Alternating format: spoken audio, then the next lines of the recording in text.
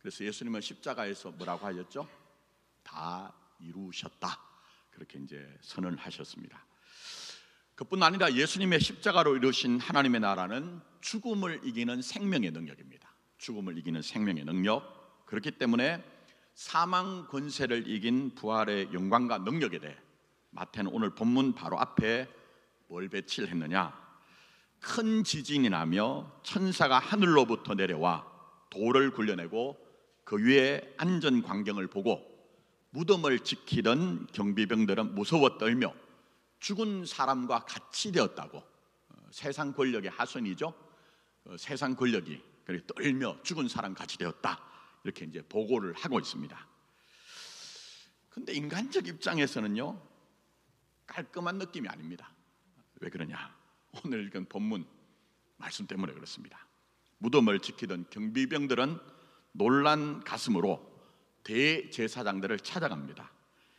대제사장들과 장로들이 돈으로 경비병들을 매수하죠.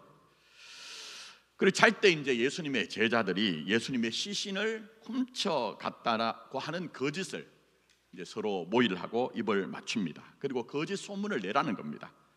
그리고 그것이 유포되었다고 하는데요, 당시만 아니라 오늘도 예수님의 부활에 대해서 이런 이론을 가지고 공박하는 무리들이 아직도 있습니다. 자, 그러면 죄와 사망과 거짓을 이겨 다 이루셨다고 분명히 말씀하시는데 왜라는 의문이 있을 수 있죠. 깔끔하게 정리가 안 된 것 같아요. 그 느낌이 듭니다. 사도행전 1장에 보시면 예수님께서 부활 후에 40일 동안 하나님의 나라의 일을 제자들에게 가르치십니다. 그런 후에 드디어 하나님의 영광으로 승천하시는 장면에서 제자들이 이스라엘 나라를 회복하심이 언제입니까? 라고 묻습니다. 왜 물을까요, 여러분? 한번 생각해 보셔야 됩니다. 여러분의 생각과 판단을 목사에게 맡겨놓지 마시고 여러분 스스로 하나님 말씀 앞에 가서 고민하고 생각하고 묵상하셔야 됩니다. 그래야 하나님의 말씀이 나의 말씀이 되거든요. 일단 제가 볼 때는 제자들이 이렇게 질문한 것은요, 분명히 예수님의 십자가와 부활을 경험했어요.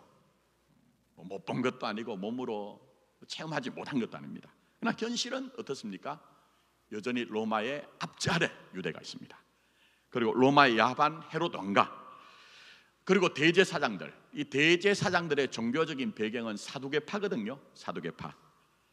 그러나 이들과 정반대 입장에 있던 것이 바리새파, 성경에 나오죠. 근데 이 정반대 입장에 있던 두 세력이 예수님을 죽이는 데는 하나가 됐어요. 근데 이 세력들이 여전히 온 세상을 쥐락펴락하고 있거든요. 근데 정작 예수님은 그런 현실을 두고 이제 하나님 보좌 우편으로 가신다고 하니 이스라엘 나라를 회복하심이 언제입니까? 라고 질문을 하고 있는 겁니다. 질문합니다. 자, 그러나 여기에 대해서 예수님은 말씀하십니다. 때와 시기는 아버지께서 자기의 권한에 두셨으니 너희가 알 바 아니요. 그 다음에 아주 중요한 말씀하시죠.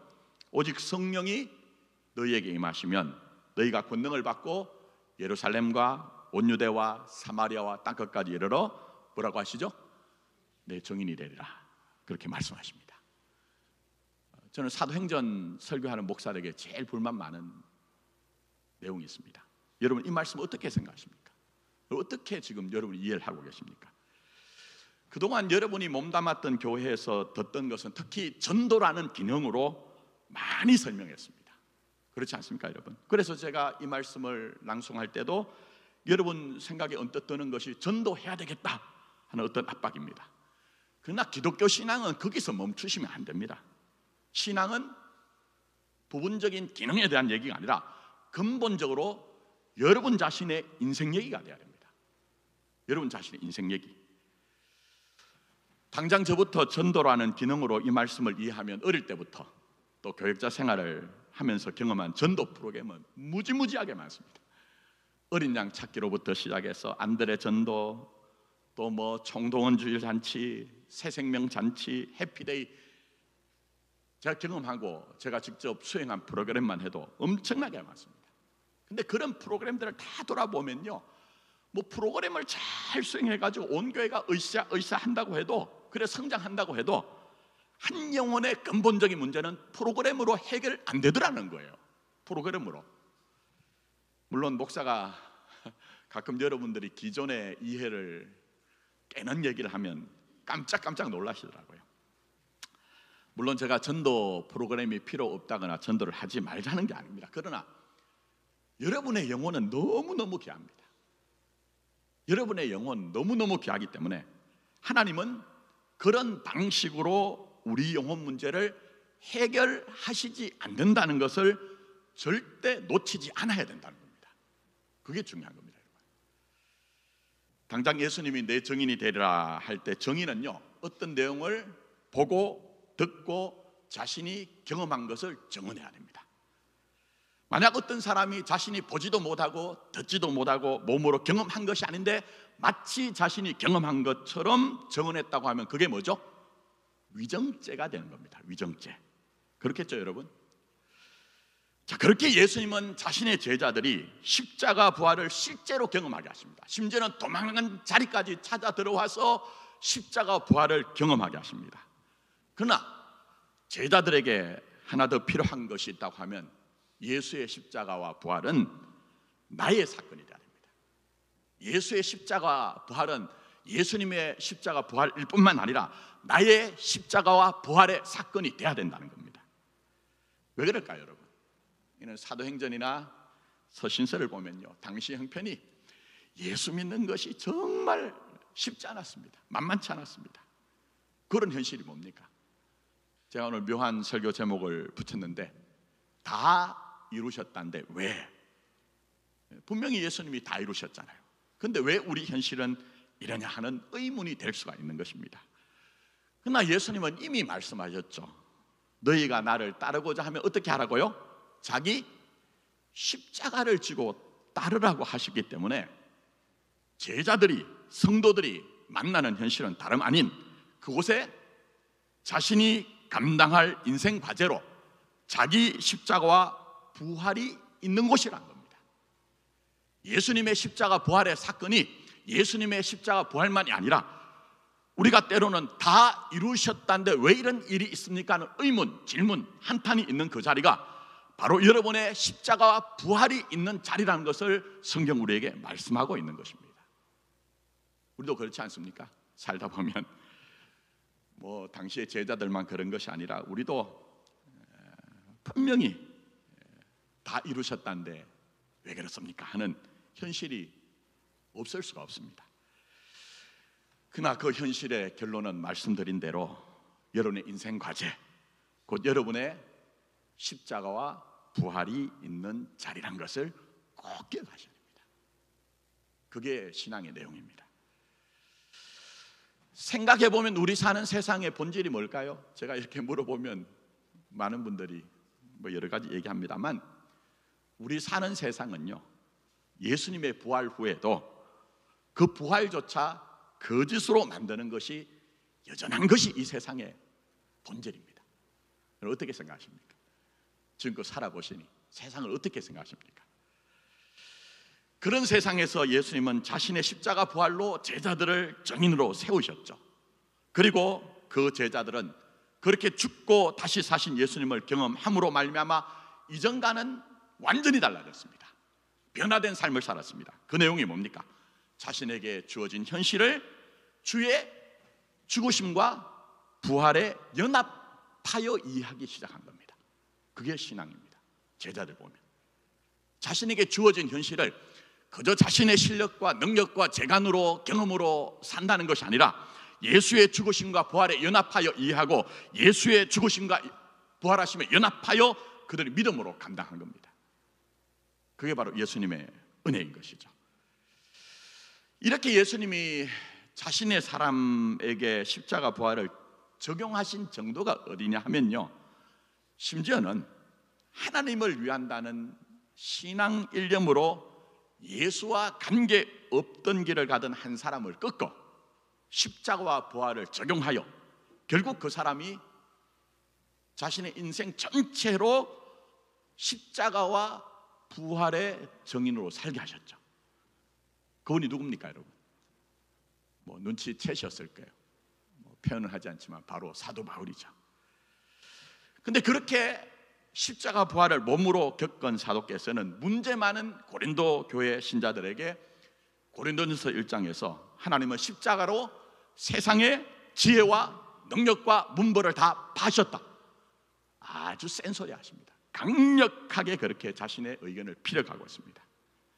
그런데 사도가 이렇게 강력하게 십자가를 피력하신 이유는요, 사도 바울에게 십자가 부활은 그저 종교적인 관념이 절대 아닙니다. 이론이 아닙니다. 자신이 겪은 삶이기 때문에 이렇게 강하게 말씀을 하고 계시는 것입니다. 요즘 새벽에 디모데전서 묵상하고 있어요. 교회를 부탁해라는 주제를 가지고 디모데전서 1장에 보면 사도 바울이 자신의 간증을 합니다. 저는 조국 교회에 있는 간증 그따위식 하지 않았으면 좋겠어요. 예수 믿었더니 세상에서 잘 되더라. 좋죠. 그러나 하나님은 그렇게 다 하지 않습니다. 그런데 조국 교회 간증은 예수 믿었더니 대박 났더라, 이런 것 정도 아닙니까? 성경의 간증은 그런 게 아닙니다, 여러분. 디모데전서 1장의 간증이 정확하게 복음 안에 있는 간증이 뭔지를 사도 바울은 우리에게 보여주고 있거든요. 뭐 길게 말씀드릴 수 없고, 사도 바울은 과거의 자신을 뭐라고 이해를 하고 있습니까? 비방자요, 박해자요, 폭행자라고 합니다. 그 총합을 나는 죄인 중에 뭐라고 하죠? 괴수라, 우두머리라고 합니다. 사실 인간관계에서요, 이 정도가 되면 끝입니다. 그렇지 않습니까, 여러분? 잘 한번 생각해 보십시오. 누가 여러분에게 그렇게 했다고 하면 선선한 마음으로 웃으면서 대하기가 그렇게 쉽지는 않을 겁니다. 그러나 예수님은 그 끝이라는 불가능의 자리에 있던 사도 바울에게 십자가 부활을 적용하신 겁니다. 그런 실존적인 경험에서 문제 많은 고린도 교회에도 그냥 보면요, 문제투성이, 그래서 교회라고 할 수 없는 그런 교회예요. 그러나 놀란 것은 사도 바울은 그 교회에 예수의 십자가 부활이 있다는 거예요. 예수의 십자가 부활이 있다는 거예요. 얼마나 놀라운 얘기입니까? 세상이 도무지 할 수 없는 진리의 내용을 우리에게 얘기를 하고 있는 겁니다. 여러분, 우리도 겪었지만 교회가 힘들어지면 신자는 고통스럽습니다. 왜 그렇습니까? 교회가 신자에게 진심이기 때문에 그렇습니다. 진심이 없으면요, 교회가 뭐 어떤 일이 있어도 외면하고 살 겁니다. 근데 고린도 교회는 한두 가지 문제가 아니었거든요. 여러분들 이런 교회 다니겠습니까? 제가 한번 그냥 간단하게 말씀드려볼게요. 파당 문제, 교회 음행 문제, 법정에 소송하는 문제, 독신, 이혼, 처녀 결혼, 가부 재혼 등 혼인 문제, 우상의 재물 문제, 부인들이 머리에 쓰는 수건 문제, 성찬 문제, 성령의 은사 문제, 부활 문제, 헌금 문제 등등, 숨 쉬는 것 빼놓고는 다 문제였습니다. 숨 쉬는 것 빼고는 다 문제였어요. 그럼 여러분은 이런 교회 지키겠습니까? 쉽지 않을 겁니다. 응당 이런 교회는 밖에서 보면 말씀드린 대로 교회가 아닌 거예요. 그러니 그런 교회를 지키고 있는 신자들에게는 교회는 위기면서 심각한 고통이죠. 또 해결 안 되는 문제 때문에 당연히 도망하고 싶었을 것입니다. 그러나 제가 한번 말씀드렸습니다. 오늘처럼 어디 가나 십자가 우죽선처럼 서 있으면 성경 찬송만 들고, 요즘은 성경 찬송도 안 들고 가도 돼요. 어플이 다 있으니까. 그렇게 가면은 그 교회 목사가 해맑게 웃으면서 환영하기 때문에 뭐 이 교회를 다니다가 다른 교회를 간다는 것이 아무 문제가 아닙니다. 그러나 초기 교회는 그 교회밖에 없습니다. 그 교회밖에 없습니다. 그러니 더한 고통과 절망은 도망하고 싶으나 도망할 수 없다는 것 아닙니까? 얼마나 정말 힘들었을까요? 그런 현실은 그들에게 그냥저냥한 현실이 아니라 당시 고린도 교인들에게는 다 이루셨다는데, 분명히 주님이 다 이루셨다는데 왜? 라는 것으로 마치 사망같이 그들에게 달려왔을 겁니다. 그러나 사도께서 얘기하시는 것이 있습니다. 그 모든 것이 죽이자는 것이 아니란 겁니다. 죽이자는 것이 아니라 부활의 능력으로 다시 살기 위한 조건과 이유가 된다는 겁니다. 잘 이해하고 들으십시오. 저는 다른 목사처럼 기복주의 하지 않습니다. 신비주의도 하지 않습니다. 어떤 모토를 내세워서 우리 교회가 이 세상에서 드러난 위대한 교회가 되자 그런 얘기 하지 않습니다. 다만 성경에 나오는 신앙의 진의만을 전하려고 몸부림치는데,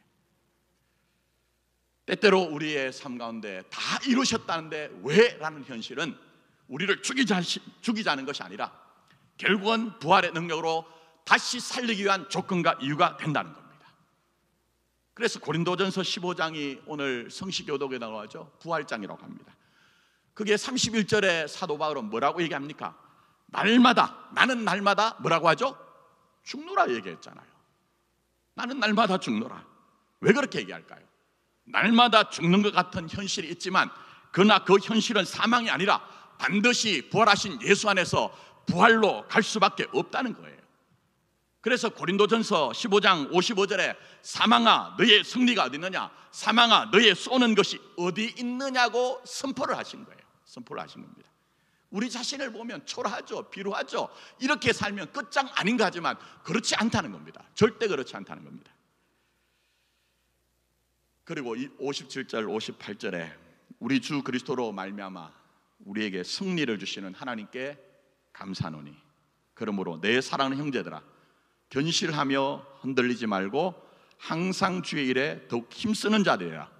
이는 너희 수고가 주 안에서 헛되지 않은 줄 알미라고 하여 그 확신과 정언의 자리로 여러분을 초청하고 있습니다. 목사, 그나부랭이 인간 목사 뭘 바라보겠습니까? 드디어 조국교회 하나님이 역사를 통해 흔드심으로 말미암아 어떤 인간도 우상의 자리에 앉을 수 없다는 것을 지금 이 세대를 통해 가르치지 않습니까? 조국교회 문제는 제가 볼 땐 그래요. 잘난 목사 세워가지고 우리 교회 잘 되자, 우상입니다. 절대 그렇게 될 수 없습니다. 우리 교회가 위대하게 되는 것이 여러분의 인생에 무슨 연결이 됩니까? 교회가 소중하지 않다는 것이 아니고요. 우리의 지난날 그런 진심들이 다 우리에게 고통의 이유였기 때문에 제가 아주 세게 얘기합니다. 역사는 하나님께서 교훈과 책망과 바르게함과 의로 교육하기에 유익한 하나님의 말씀을 적용하는 현장이 되는 거예요. 교훈 얻지 못하시면 안 됩니다. 망합니다. 이런 얘기 목사들 잘 안 하죠. 망한다는 얘기 하는 것보다 잘 된다는 얘기 합니다. 그러나 제가 볼 땐 그렇지 않습니다. 진짜 예수의 법과 식을 떠난 것은 돌아오면 복이 되지만 그러나 망합니다. 제가 세게 말씀드립니다. 우리에게는 생명과 사망, 복과 하라는 양갈래의 길밖에 없다는 것을 성경은 우리에게 양보하지 않고 얘기하고 있습니다. 물론 진짜 복은 뭡니까? 길과 진리와 생명 되시는 예수에게만 있습니다. 목사이기 때문에 그렇게 얘기하지 않습니다. 진짜 그렇습니다. 자, 그런 점에서 여러분에게만 허락하신 세상에 허락되지 않은 복이 뭔가요? 복이 뭔가요? 십자가와 부활만이 세상에 허락되지 않은 신자의 인생에 배치된 영광과 축복이라는 것을 놓치지 마십시오. 이거 아니면 여러분의 인생을 제대로 판정할 수가 없습니다. 세상의 것으로 여러분을 판정하면요, 조금만 잘 되면 교만하고 안 되면 자기 자신을 자책하고 정죄하는 그것이 실력으로 이해를 합니다. 절대 그렇지 않습니다. 예수 안에 있는 인생은 십자가와 부활로만 여러분을 이해할 수가 있는 겁니다. 여러분의 인생의 전부는 그렇습니다. 전부 다 그렇습니다. 그렇지 않은 것이 없습니다. 오늘 주보에 사실 제가 실수를 해서 기명에 오류가 생겼죠. 52주 나눠준 성경 일과와 조금 차이가 있어요. 환난 가운데 위로가 사실 고린도후서 1장 3절부터 11절이에요. 사도행전은 지난주 본문 물론 연결이 됩니다만 내용이 뭡니까? 사도 바울이 고린도 교인들에게 너희가 알았으면 좋겠다. 뭘 알았으면 좋겠느냐? 예수 믿으니 세상 복 주시더라, 부자 되었더라, 권세자 되었더라, 이런 얘기가 아닙니다. 내가 아시아에서 환난을 심하게 겪어서 살 소망까지 끊어지고 사형 은도를 받은 것 같았다. 그러나 그 모든 과정의 결론은 뭐라고 하시죠? 결론은 자기를 의지하지 아니하고 뭐라고 합니까? 죽은 자를 다시 살리신 하나님만 의지하게 하려 하십니다. 이렇게 얘기를 합니다. 근데 제가 볼 때는요, 신자의 인생은 비록 모양은 달라도 전부 그 길을 가고 있는 겁니다. 그걸 발견하는 겁니다. 그걸 인지하는 겁니다. 자기 인생을 말씀드린 것처럼 십자가 부활 안에서 해석해내는 것, 이해하는 것, 받아들이는 것, 그게 진짜 신앙의 실력입니다. 절대 교회 오셔서 업장 내우시려고 하지 마시고 무슨 명예를 찾으려고 하지 마시고 십자가 부활, 여러분의 인생 안에 있는 십자가 부활을 찾으십시오. 놓치지 마십시오. 그게 진짜 복입니다, 여러분. 이게 무슨 얘기인가? 좀 이해를 시켜드리기 위해서 제 얘기를 말씀드립니다. 저희 아내가 당신 얘기 그만하라고 하는데 다른 분 얘기 할 수도 없어요. 제가 지금까지 경험 얘기했더니 우리 교회 분들 얘기가 아닌데도 시험에 들어가지고 이렇다 저렇다 그렇게 얘기하는 경우가 있어서 저는 저희 교회 임하고 인간적으로 목회가 급브레이크가 잡혔습니다. 아니 솔직하게 얘기하면 시편 23편의 시인이 얘기한 것처럼 사망의 음침한 골짜기라고 하는 그 골짜기에 떨어졌습니다. 그러나 정작 저의 고통의 원인은 지금 이제 잘 깊이 생각하고 성찰해 보니까요, 저 자신 안에 있더라고요.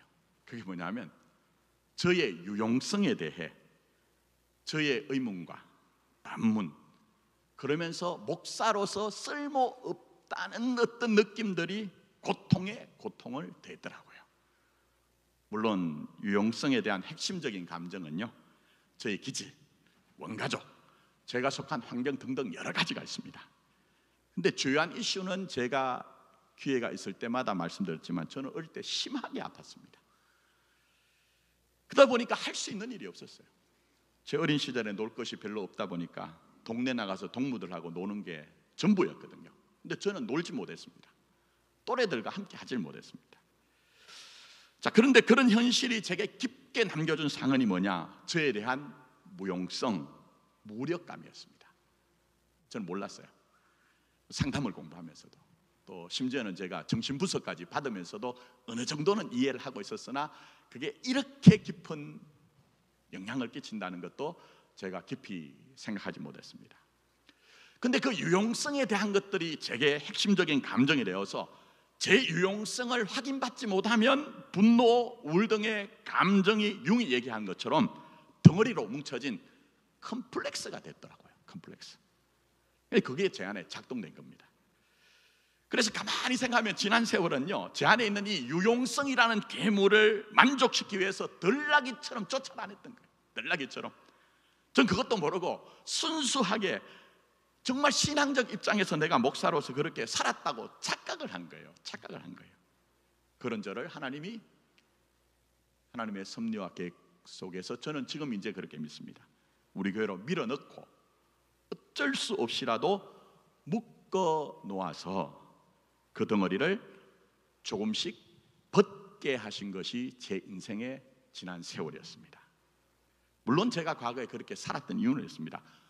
목사로서 성공적이었기 때문에 그렇습니다. 성공적이었기 때문에. 그러나 깊이 보면 결핍된 유용성에 대해 인정받기 위해서 더 열심히 살다 보니 더 많은 인정과 칭찬을 받았어요. 그러면서 악순환이 되어서 결국 이 유용성은 제게 강박이 된 거예요. 강박이. 신앙의 이름을 빙자한, 가장한, 화장한 강박이 된 거예요. 강박의 정도가 어디냐? 제가 한번 지나가며 말씀드렸습니다. 부목사 할 때 아내가 애들 출산하는데요, 저 삼성의료원이 저희 애들 고향이거든요. 장모님이 올라오셔가지고 병원에 있고 저는 한 3일인가 지나서 갔습니다. 사역에 몰두하느라, 어른 모시고 다니느라. 맡겨진 일이 교회 안에 교구도 있고 복지관 일도 있고 또 바깥에 사회복지협의, 기독교 사회복지협의회라는 일이 있어가지고 미친 듯이 살았습니다. 정말 미친 듯이 살았습니다. 애들이 태어나는데도 애들을 직접 보지를 못했습니다.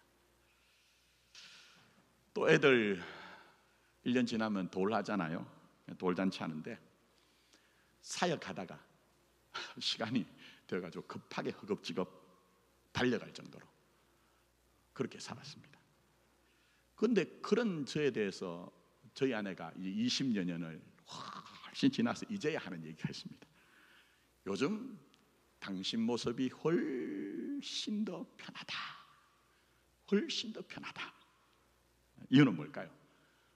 전임직까지 광적으로 눈에 불을 켜고 사역을 하다 보니 그 모습이 무서워서 저희 아내가 말을 못한 거예요. 말을 못한 거예요.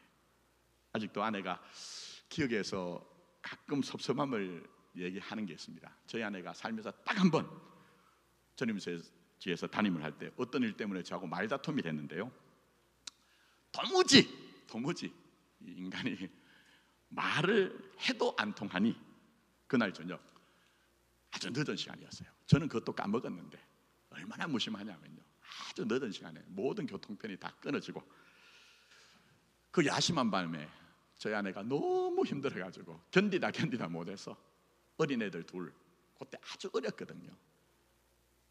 한 놈은 겨우 등에 업고 다닐 정도. 그 애들 둘 이제 진보딸이 사가지고 친정을 가겠다고 나서는데 전 몰랐어요. 근데 제가 잡지도 않더래요. 그 후에 전화도 안 하더래요. 이 드라마의 전개와 결론은 어떻게 됐을까요? 저희 장모님 때문에 살았습니다. 저희 장모님이 아직도 저희 아내한테 전화하면 목회는 너무 어려운 일이니 네가 김서방에게 잘해줘라 이 얘기밖에 없습니다. 저희 아내의 불만은 그겁니다. 딸내미 놔두고 매일 한다는 얘기가 사위 잘해주라는. 저희 장모님이 설득하고 이해를 시켜가지고 결국 다시 돌아왔습니다. 그렇게 봄, 여름, 가을, 겨울 그 사연 많은 풍상을 지금까지 견뎌냈습니다. 그래서 이제야 제가 저보다 더 위대하신 분은 저희 아내라고 경처가가 되었습니다. 그렇다고 잘해준다는 얘기는 아닙니다. 저희 아내가 이런 얘기 제발 하지 말라고, 남들이 들으면 당신이 정말 잘하는 줄 안다고. 경처가가 뭐죠? 아내를 경배하고 아내만 보면 경기하는 사람을 경처가 그런 얘기를 합니다. 저보다 저희 아내가 더 위대하다는 것을 이제야 인정합니다. 그럼 왜 제가 그랬을까요? 제가 말씀드린 것처럼 제 유용성을 확인하기 위해 미친 듯이 쌓아올렸던 제 세계가 있었습니다. 근데 거기에 대해서 저희 아내가 동의하지 않는다는 것에 대한 분노 때문에 제가 그랬던 것 같아요. 그러나 우리 교회 와서는요, 그럴 수도 없었을 뿐만 아니라 이제는 그렇게 하지 않습니다. 생각해 보면 만약 제가 저희 교회에 임을 해서 부임을 했는데 우리 교회 환경이 제가 목회하기 좋은 환경, 그런 환경이었다고 하면요, 저는 지금도 유용성이라는 괴물을 쫓아다녔을 것 같아요. 유용성이라는 괴물을. 그러나 우리 교회에 와서 다 이루셨다는데 왜라는 현실, 오히려 저에게는 나의 십자가 부활이 되는 경험이 있어서 그나마 저희 아내가 얘기한 것처럼 지금이 더 편하다, 이렇게 처리된 겁니다. 제가 왜 제 경험을 얘기하느냐, 세상은 십자가와 부활 없이도 존재되고 유지되는 게 세상입니다. 만만찮죠? 제가 얘기하는 것은 한 주 내내 곱씹어서 어떻게 하면 신앙의 정수를 여러분에 전달할까 하는 고민에서 한 단어 한 문장을 고민하며 말씀드린 겁니다. 세상은 십자가 부활 없이도 존재되고 유지되겠지만 너희는 그럴 수 없다고 얘기합니다. 하나님은 자기 자식들에게 너희는 그럴 수 없다. 그래서 여러분의 인생을 깊이 보시면 정말 하나님은 예수의 죽으심과 부활에 여러분을 묶어 여러분 자신이 십자가와 부활로 남는 인생이 되게 하는 과정이었고, 그 여정을 앞으로도 하나님은 포기하지 않는다는 것을 인정되실 겁니다. 그게 여러분에게만 허락된 복입니다. 절대 오해하지 마십시오. 신구약 66권이 이걸 다 담고 있습니다. 자, 예를 들면 오늘 성경 일과에 구약의 여호수아 5장이 나오죠. 길게는 말씀드리지 않을게요. 구약은 이스라엘이라는 민족과 나라를 샘플로 신자에게 이루어지는 하나님의 나라를 우리에게 보여주고 있습니다. 그런데 여호수아 5장은 그 앞에 요단강을 건넌 후에 기념비를 세우죠. 그리고 5장 1절에 뭐가 나오느냐, 요단강을 기적적으로 걷는 것에 대해 주변 왕들이 두려워했다는 내용입니다. 그리고 그 아래 내용은 할례를 행하는 장면입니다. 자, 그런데 그 의미에 대해서 9절에 뭐라고 얘기하느냐?